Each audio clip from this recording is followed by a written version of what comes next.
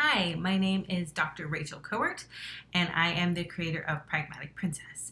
Today, I'm here to talk to you about Ruby the Ready and a little bit about all the sneak peeks that we've been having throughout the campaign. So if you've been following for the last 20-ish days, you'll know that I've been giving sneak peeks into the full-length stories in the Pragmatic Princess collection. Now, I've been doing this so you can really get an idea of what it is you're purchasing.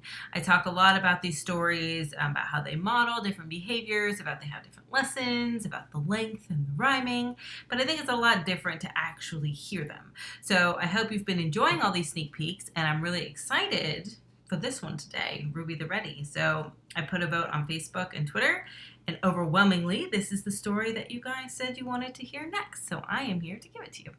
So let me just pull it up real quick. And all right, here we go. Ruby the Ready. Ruby carried everything imaginable in her backpack, the size unfathomable. Ribbons of all colors, band-aids, a toolbox, toys, kazoos and whistles, and other things that made noise. Towels and tea, her beloved stuffed turtle, sunscreen, flashlights, a dozen felt circles, cans of pea soup and a handful of maps, large spools of twine, and at least 13 hats. There were so many bits and bobs in Ruby's pack, no one was sure how she kept it on her back. Everyone was generally understanding of Ruby's imposing backpack ever expanding. The kids at school concluded that Ruby either was really prepared or an obsessive keeper. No one had said anything, at least to her face, about Ruby's backpack taking up too much space, even though her backpack had started to impair the space in the hallways and in between desk chairs. Then one day at the cafeteria buffet, Ruby heard someone say her bag was in the way. She had bumped into a few people a few times. It did always get in the way when forming lines. Why does she carry all that stuff around? I swear she is carrying the whole town. I mean, it's a bit bizarre, don't you think? Do you think she carries a kitchen sink? Ruby turned around as fast as she could to let the girls know they misunderstood. I understand you don't share my passion, but I don't carry this bag for fashion. Don't you remember the last field trip at the zoo, when everyone seemingly contracted the flu? My backpack was the one with tissues, soup, and tea. We would have all been worse without it, the girls agreed. And when the science experiments went wonky, and the teacher fainted and the air got funky, I was the one with the escape route in my bag that got everyone outside without any lag. The girls stood quiet and then shared a nod. They were sorry for calling Ruby odd. They knew Ruby being at the ready was helpful to all of them already.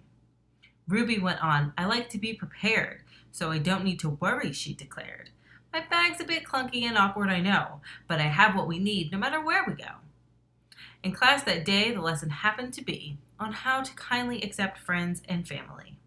The teacher said, if you feel you don't understand something or someone, it's best to ask them firsthand. The next time you feel curious about something, go to the person directly without judging. You'll learn so much more by talking with each other than from hearsay or gossip with one another. As soon as the teacher finished speaking, the school fire alarm started shrieking. The classroom began to go manic. The lights flickered off. The teacher panicked. But not Ruby. She calmly got up from the floor, passed out flashlights, and got everyone out the door. Everyone was grateful for Ruby's bag that day because her readiness got them all out okay. No one at school said another mean thing about the giant bag Ruby would bring. Even in lines, there was not a thing said when Ruby's bag would hit them in the head.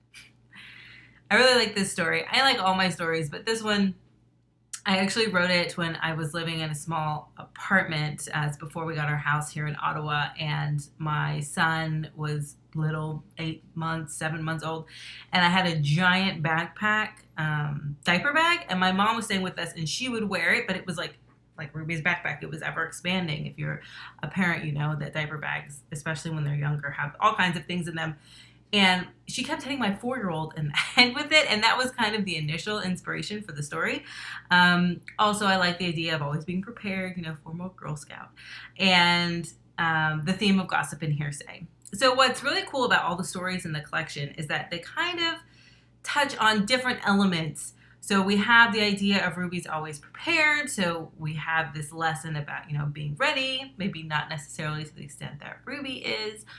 But we also have the lesson about gossip and hearsay, not just the formal lesson that's given by the teacher at the end, but also the skills and strategies demonstrated by Ruby about how she confronts the girls in a constructive way. So she hears them saying something about her behind her back. It's a misunderstanding. It's perhaps not very nice.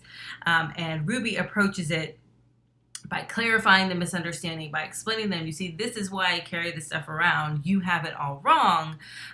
Instead of, harboring some kind of resentment or acting out angrily or spreading gossip about the other girls. These stories are all about approaching situations that are age appropriate, that our children are all going to experience, and modeling how to effectively navigate them, but also providing more formal direction like we get in this story from the teacher at the end about let's not judge each other. We're going to learn a lot more if we ask the people directly than by,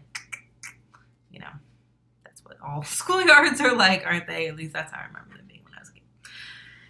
Anyway, I digress. I hope you enjoyed that story. I think there'll maybe be 2 more sneak peeks before the end of the campaign. So many days are left. There are 11 days left. 11 days left. And I can just double check about how much campaign with your about how much we have. It's 64% funded. Okay, 36% to go and 11 days to do it. So order, click the link above, below. I think it's going to be above. I'm talking about Facebook and Twitter, really. I don't know why I haven't figured that out. We'll be doing the campaign for 20 days. Anyway, order the book if you haven't ordered it. Share with your friends if you haven't shared it. Share again if you've already shared, because we have 11 days and 36% to still go. So I'll talk to you all later. Have a great day. Bye.